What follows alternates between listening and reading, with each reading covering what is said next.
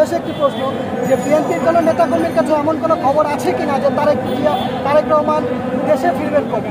আমার মনে হয় তারেক রহমান দেশে ফিরবেন নির্বাচনের একটি রোডম্যাপ ঘোষিত হলে, নির্বাচনের তারিখ নির্ধারিত হলে তারেক রহমান দেশে আসবেন। তারেক রহমান এই দেশের সন্তান।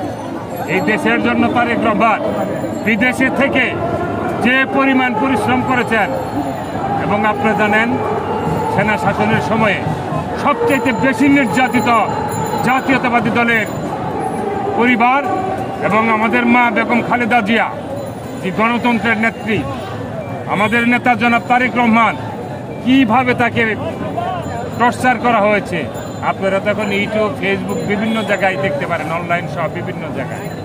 আমাদের সাথে কেউ প্রতিপক্ষ মনে করলে তাদের এটা ভুল হবে। আমরা কারো প্রতিপক্ষ মনে করি না। আমরা রাজনৈতিক দল, আমরা সহনশীলতার সাথে আমরা সবাইকে নিয়ে একটি সুন্দর বাংলাদেশ।